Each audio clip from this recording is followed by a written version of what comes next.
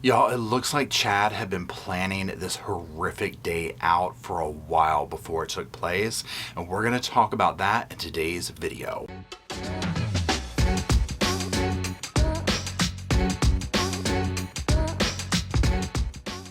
Hello Sofa Squad, and welcome back to the sofa, which is behind me, with little Mr. Roscoe P. Coltrane blended into the blanket back there. But he is back there, he's my little doggy, our little mascot, and my name is Paul. Now, as you saw from the thumbnail, as you heard in my intro, we're going to be continuing our discussion on the Chad Doerman case. For those that aren't familiar with it, this is the guy who assassinated his 3 sons in front of his other family, just seemingly out of the blue, but now more information is coming out that looks like he had been planning this, which makes it even worse.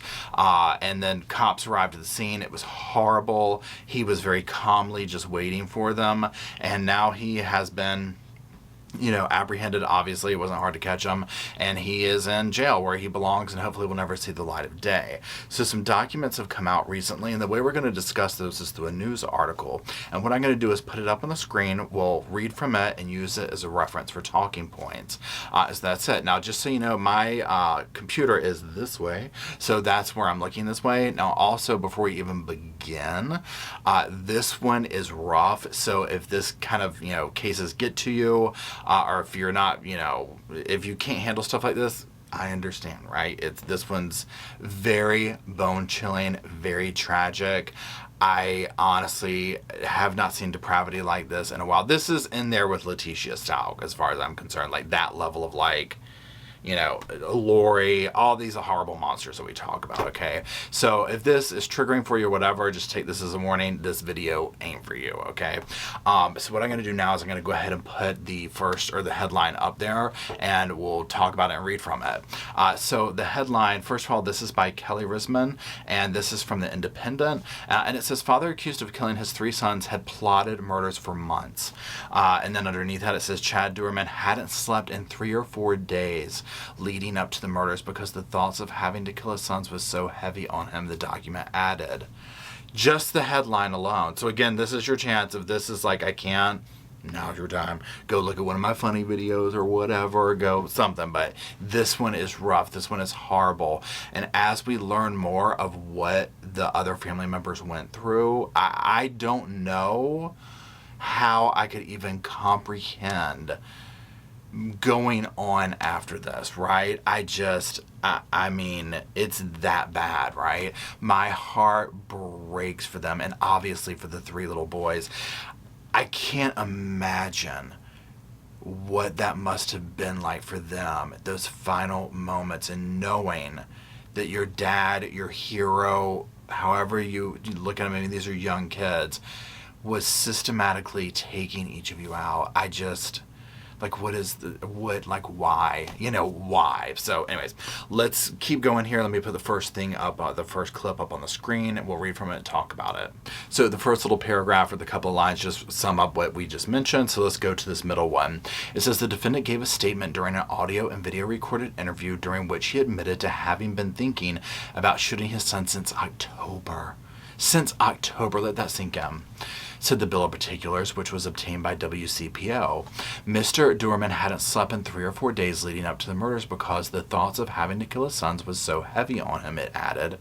The document sets out the series of events that led up to when the father allegedly killed his sons aged 3, 4, and 7. 3, 4, and 7. I mean, my God. So this is after Mr. Doerman came home from work early. He asked his wife and 3 boys to join him for a nap in the master bedroom, the bill states.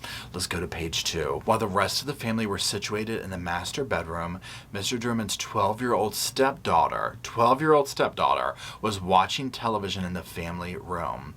That room housed a Marlin Model HC-22 rifle, WCPO reported.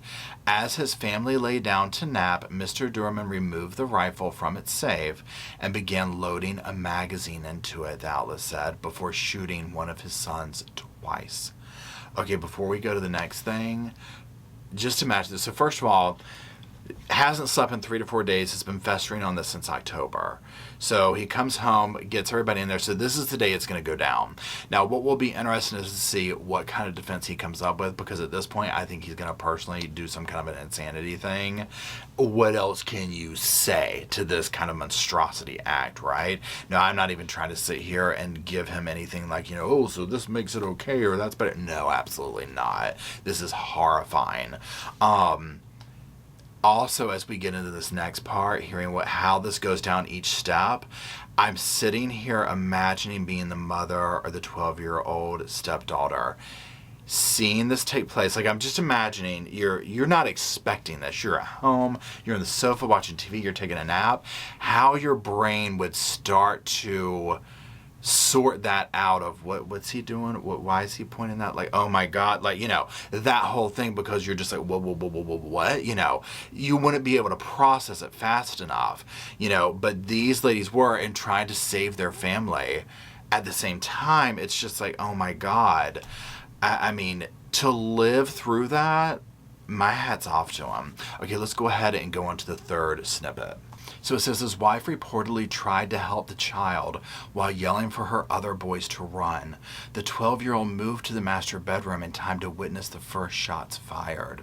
So the wife, this happens. Wife is trying to help the boy, telling other boys to run. 12-year-old goes to the master bedroom, sees the first shots fired. So all this is chaos. This is life is falling apart. This is carnage, okay? She ran after one of her brothers, yelling for him to run away. God bless this young lady, this amazing girl. The way she just got on it like that, God bless her. So, but Mr. Doerman shot the boy as he ran, causing him to fall and allowing his father to shoot him again at close range. The 12-year-old then picked up another one of her brothers and carried him out of the house. The document continues. But Mr. Doerman called up to the pair as they approached the road. He raised his weapon and told his stepdaughter to put her brother down. Y'all, I have chills all over me. It almost makes me want to start crying. I cannot imagine. Look at how this little girl, 12 years old, was trying to save all her brothers, and she got so close. But I mean, these are kids, right? I mean, this monster, he's a grown man. Okay, so it says, apparently out of ammunition, he tried to fire again, but the gun didn't work, allowing the boy to run to his mother, who was trying to help her son who had been shot. Outside, the stepdaughter ran toward the local fire department, telling a passerby who stopped her that the father was killing everyone. Mr. Doerman then went up to his wife and the third boy. He bit his wife to try to get his son, the document says, as they fought. Miss Doerman was able to grab hold of the rifle, but her husband fired, shooting her through the thumb. So these bits of information that we heard about the people on the road, and then this is all this chaos just going on at one time, right? The mom's trying to save this boy. The sister's so close, and he's holding a gun up to you. Put the kid down. Can you imagine? This caused her to drop the third boy, whom Mr. Doerman allegedly then shot in the head.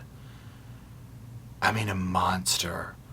An absolute monster. These poor ladies. I mean, can you imagine having to live with that? And I'm not trying to say anything like, she dropped it, nothing like that. I mean, they did everything they humanly could do to try and save these three boys. There's nothing more they could have done.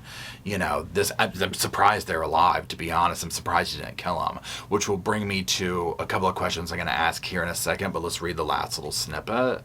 It says, after the defendant executed all three boys, he sat on the side stoop of the residence and watched his wife try to save her children, the outlet reported. Now it goes on to say that he shot 9 shots. One boy was shot once. The other 2 were shot 4 times. And it goes into the counts.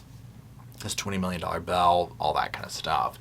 Now, again, remember if you saw that footage where he's just sitting there when the cops show up.